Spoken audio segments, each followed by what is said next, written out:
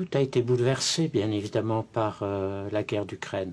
Les choses ne sont plus comme elles l'étaient avant le 24 février de 2022.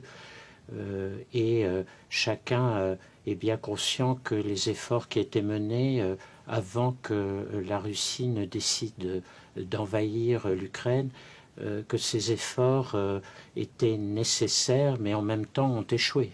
Tout le monde le reconnaît aujourd'hui. Est-ce qu'il faut qu'à partir de là, dire on ne pourra plus jamais dialoguer avec la Russie et qu'il faut se lancer dans une politique d'isolement de la Russie, je n'en suis pas sûr. Il faut trouver d'autres formes de discussion avec la Russie une fois que nous serons sortis de ce conflit ukrainien à l'avantage de l'Ukraine et en ayant repoussé la Russie en dehors des frontières de l'Ukraine. Mais il faudra bien à un moment donné reprendre la question russe et essayer de lui trouver une réponse. Alors, qu'est-ce qui, selon vous, pourrait infléchir la position de ce que j'appelle les deux jusqu'au-boutistes et va-t-en-guerre que sont finalement Vladimir Poutine et Volodymyr Zelensky, avec en plus l'immixtion de l'Iran dans cette guerre aux côtés de Vladimir Poutine? C'est Poutine qui a envahi l'Ukraine et c'est l'Ukraine qui se défend. Et donc je crois qu'il faut toujours garder ça bien en tête quand on aborde ce sujet.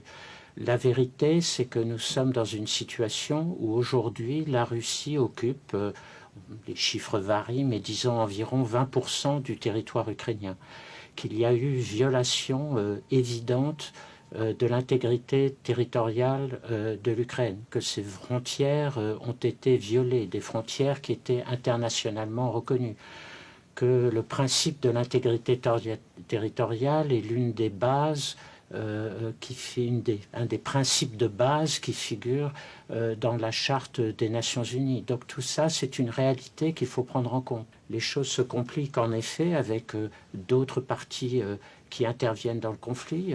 Vous avez cité l'Iran et c'est en effet un problème aujourd'hui.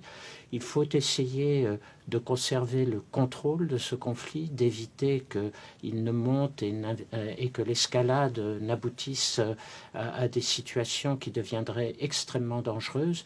C'est ce que les alliés de l'Ukraine font chaque jour. On le voit dans l'aide militaire qu'ils apportent, en soupesant soigneusement ce qui doit être donné à l'Ukraine, ce qu'il faut éviter de faire pour le moment pour créer des réactions du côté russe qui nous mèneraient à une escalade extrêmement dangereuse. Nous sommes dans une situation difficile parce qu'au fond, aucune des deux parties belligérantes n'est assez forte pour gagner.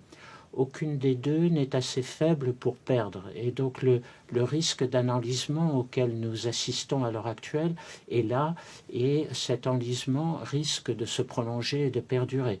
Mais il faut tenir bon, il faut arriver à faire passer peu à peu un message à la Russie qu'il n'y a pas d'autre alternative qu'en arrêtant ce conflit, en se retirant d'Ukraine et en acceptant à partir de là de négocier un accord de paix.